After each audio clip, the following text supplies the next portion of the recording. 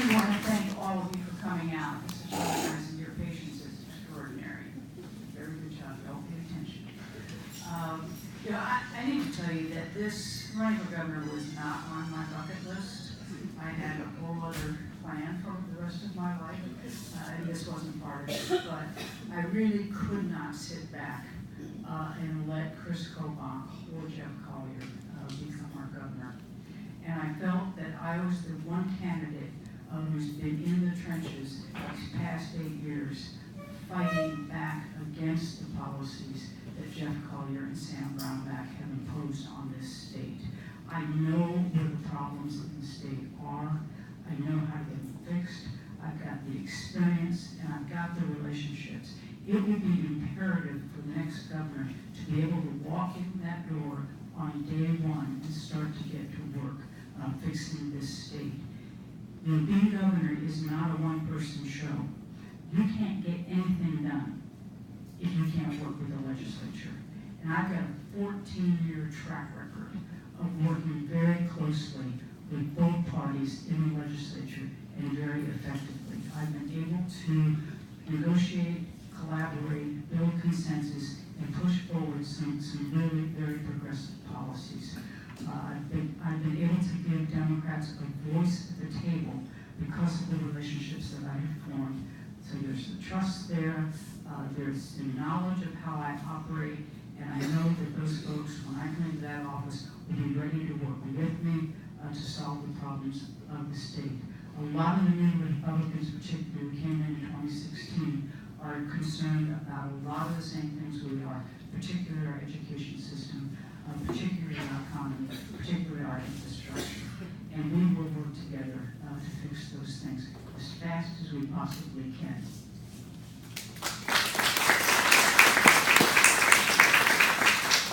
I also want to thank everyone for coming out. Go to my website, joshuaswati.com, sign up, contribute to us, join the campaign, help us take the state back. There's a lot of good things going on in the state, but it's time for new voices in Topeka. And I did serve 7 years in the legislature. I then ran the Department of Agriculture. I'm proud of my tenure in the state, but I've been out for 8 years, and it's time for the next generation to step up and do something about it.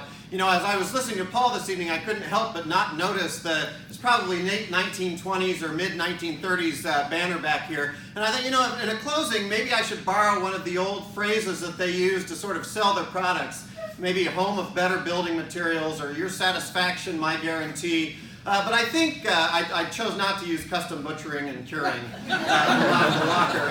Might feel good for Democrats right now, but this is about a statewide race. But I've chosen actually the Fredonia Co-op Association. They got it right there. We are always in the market for quality grains. And that's what I want you to stick with, because here's the thing. I ran the Department of Agriculture, and I learned how important state employees are. A lot of people think that government happens between the legislature and the governor and Congress, and that's true, but the bulk of government that touches each and every one of your lives is put in place by the hardworking civil servants that show up every single day, that just try to figure out how do we make this more efficient for Kansans. And those people have been decimated in the last 8 years. They've headed for the hills, they've been laid off, they're gone. And that institutional memory is absolutely lacking, and it's going to be hard. It's going to be so hard to rebuild it, and we're seeing it everywhere, not just in K through 12, but you know how you lose 70 kids in DCF? You know how you lose them? By having people that are there just holding those positions because they're not the dedicated civil servants that every day ask, where are all of my children that I'm in charge of knowing where they are, because I care about each and every one of them. We've got to rebuild all of that. We have to rebuild all of that. So it's going to take excitement. It's going to take a candidate that can generate unity across the state. And I think I do that because I'm from basically the exact center of the state of Kansas. My farm is 10 miles to the north and east of the geographic center of the state.